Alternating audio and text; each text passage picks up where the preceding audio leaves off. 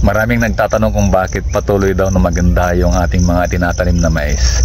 Tara, panoorin niyo po yung ating video para malaman ninyo kung bakit patuloy na maganda yung ating mga tinatanim na mais. Magandang araw po. Ito na po yung ating tinanim na mais noong April 5, 2025. Ito po ay yung Decal 8282 na ang akala natin hindi tayo napapala rin na aani ulit dito dahil nung first 10 days po niya talagang na inatake po siya ng fall armyworm at talagang nahirapan din tayo para i-restore yung kanyang itsura.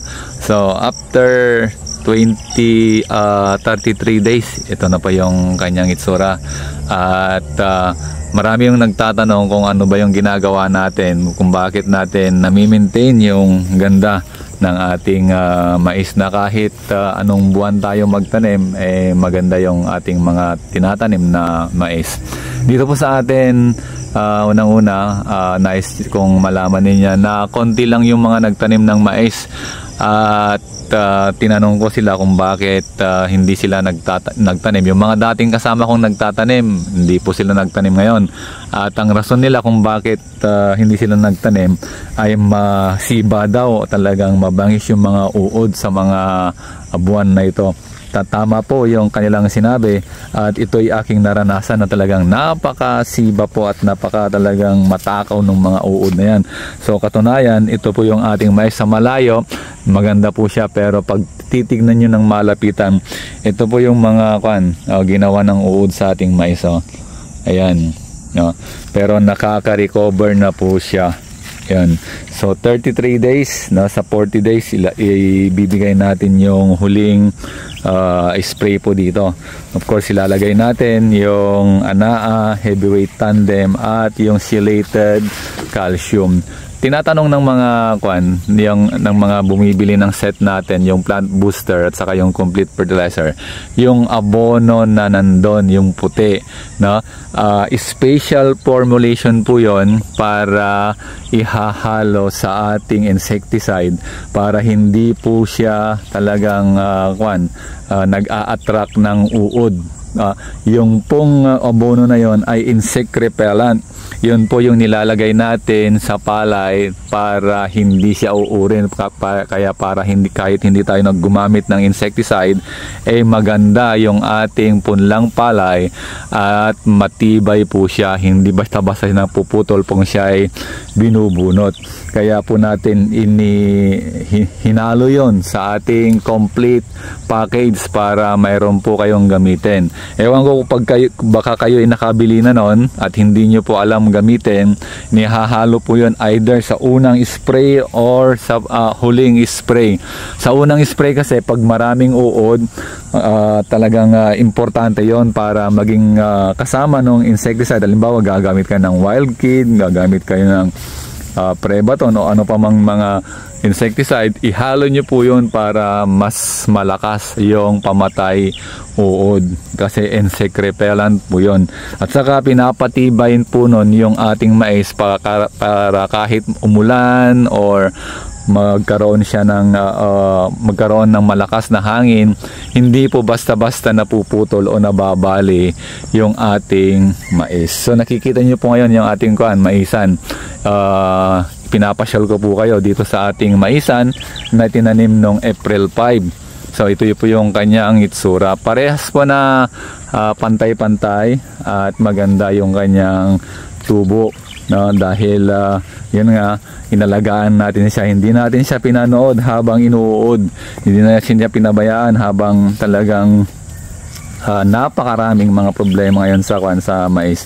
Kaya nga konti yung mga nagtanim dahil takot sila sa epekto ng uod. So pero hindi tayo exempted, inuud din yung ating mais, kaya lang hindi po natin pinabayaan. Kagaya na pong sinabi ko sa inyo, nung 7 days ito, talagang 7 to 10 days, talagang ang daming uod. Hindi ko nga masyado na timingan yung pag-spray dito, kaya marami pa ring mga inuud noon. Pero hinaabol ko po siya Talagang pinilit ko po na habulin yung kanyang itsura para ma-maintain, ma-sustain yung kanyang ganda. So ito na po yung nangyari. So I hope na hindi ko ma-achieve yung dati kong nakuha dito, pero alam ko na maganda pa rin yung kalalabasan nito. Ito po yung yung itsura ng ating mais na 33 days po, Dekalb 8282. Nakipagsapalaran tayo ito ay talagang inuud. Ito yung ating tinanim para masubukan, makita kung ano yung kanyang magiging outcome. Itong aking katabi, papakita ko po sa inyo kung ano yung nangyari sa kanyang mais. Ito po, yung kawawa po siya dahil hindi ko alam, baka naubusan na po ng pangbili ng pamatay peste yung aking katabi. Tingnan niya hanggang dito sa kanyang sa kanyang palabas pa lang na bulaklak, tinira po siya ng uod. Pero pag ganito yung ating mais, ay ito, nakakaiyak pag ganito. Dahil siyempre pag ganito yung dahon ng mais, siyempre yung kanyang bunga hindi po maganda. At tignan nyo, talagang katabi yan ng ating mais. Ito lang po yung ating mais. Pero dito katatapos lang po nating nag-spray dito ng pamatay uod at saka yung ating mga foliar para siyempre lumaki. 2 days ito after 2 days after umulan ng sunod-sunod na napakalakas, kaya hindi na natin tinuloy yung pagpapatubig dito. May isang araw pa sana na pagpapatubig pero tinigil na natin dahil napakabuti po ng Diyos. Binigyan tayo ng napakadaming tubig para diligan yung ating tanim. So ito po yung hamon, no, kapag ngayon kaya kokonti po yung mga nagtanim. Ito palabas na yung kanyang bulaklak, pero yan, tinira po siya ng uod. Nag-spray po din siya ng yung spray niya yata Lanate saka Berta ako yata o Gold yung kanyang nispray dito. Kaya lang sumuko po yata siya. Hindi ko na nakita nag-spray dito Dati araw-araw siya nag-spray pero ngayon wala na. Sa atin hindi araw-araw, timing po yung ating pag-spray ng pamatay uod. No, tignan niyo yung dito po yung ating katabi na talagang inuod na po siya, at dito po yung sa atin. So makikita po ninyo yung itsura. So makikita nyo po, magkakaroon kayo ng idea kung gaano kahirap i-maintain yung mais ngayon para protektado siya sa uod. Yun. So eto talagang yung huli nating spray dito, pero hindi pa yun yung huli. Meron pang susunod.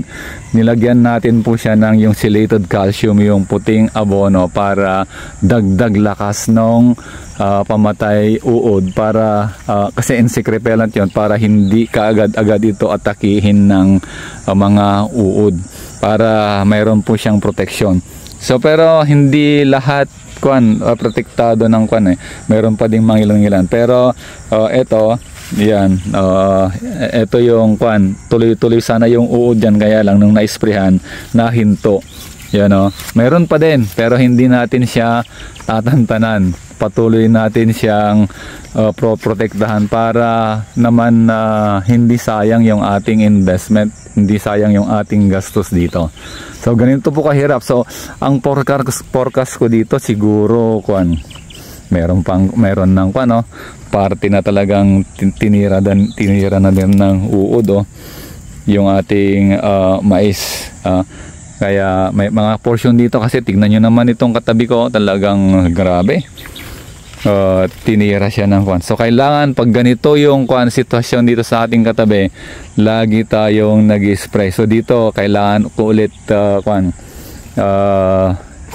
isprayhan ito bukas para sa susunod. Isprayan ito kaagad para maganda yung kanya. Kasi itong tabi namin talagang parang sa akin lumipat sa akin yung uod dito. So ang nakikita nyong sitwasyon, ito yung hirap, ito yung hamon ng pagmamais ngayong summer, na dati hindi naman ganito. hindi naman kuan.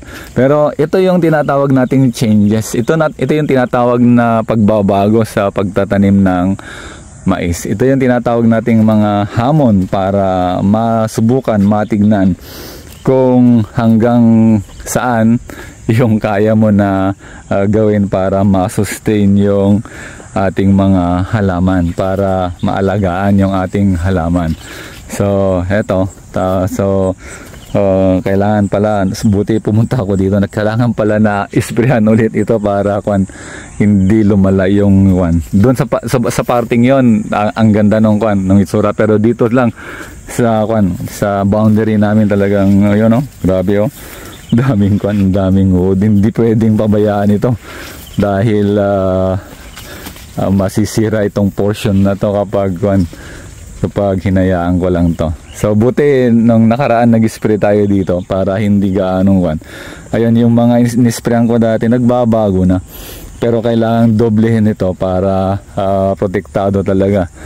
Ito yung mga dati talagang nagbago na, pero kailangan pa ring doblehin para masigurado na mawalay o hindi tumigil yung mga uod.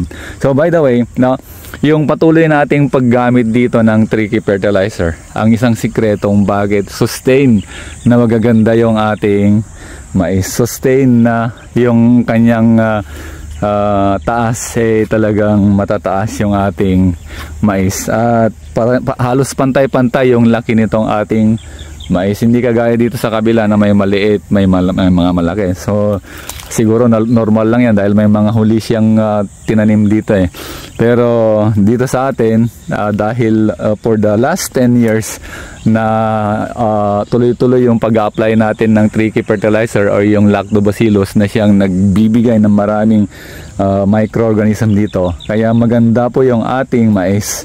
So yun po yung isang sikretong bakit maganda. Hindi lang yung sa foliar na gumagamit tayo ng Power Grower, Heavyweight at yung mga iba pa, kundi nasa paggamit po lagi ng tricky fertilizer sa ating mais. So halos nailibot ko po na po kayo sa ating maisan at nakita nyo po yung kanyang itsura. The same po na napakakapal, do kung i-compare natin nung nakaraan, mas makalpal po yun, pero ang difference ngayon, mas malalaki yung mga puno po ngayon ng ating mais kaysa dati, dito sa gilid meron yung talagang medyo mahina yung kanyang tubo dahil hindi ito nabasa noong tinamnan.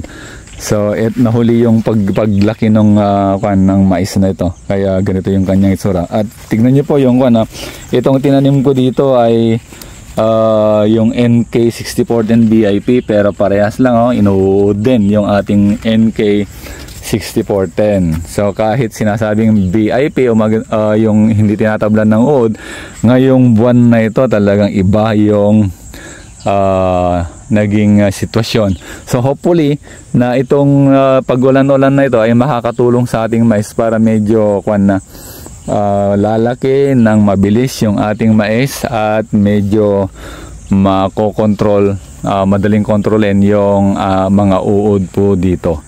So kung mayroon kayong mga katanungan regarding sa pagtatanim ng mais, ang dami pong nagtatanong, pero pipilitin po nating sagutin lahat ng yung mga tanong. So ang sitwasyon ngayon, alam ko baka ngayon napakamura pa rin ng mais, pero alam ko magbabago ito pagdating ng June. Ang expected date ng pagbebenta natin itong itong month of August. So hopefully may magandang presyo na po sa month of August, para medyo makabawi naman po tayo sa ating mga gastusin. Though kumikita tayo, pero gusto ko mas malaki para siyempre happy pag malaki yung pagbebentahan ng mais. So yan po yung ating mais na ngayon. So malaking hamon talaga yung pagtatanim ng mais ngayong tag-init, dahil ito napakaraming talagang problema, pero pag nasolusyonan yan, kikita ka, dahil ngayon konti yung nagtanim ng mais ngayong summer, dahil yun nga, takot sila sa uod. Pero tayo, hindi tayo sumuko, no? Nagpatuloy tayo at talagang ginawa natin yung dapat para tayo ay kikita. So subaybayan nyo po yung ating mais para makita nyo po kung ano yung kanyang magiging kalalabasan, para malaman ninyo yung mga nagbabalak magtanim ng mais, makita po ninyo kung ano yung gagawin, anong yung gagayahin, ano yung mga natutunan ninyo para gawin po rin ninyo, lalo na sa mga lupain na gustong magtanim, no? Kung may mga lupain po kayo at wala kayong puhunan, pwede po nyong iparent yung mga lupa po ninyo. Huwag nyo pong ibebenta yung mga lupa ninyo.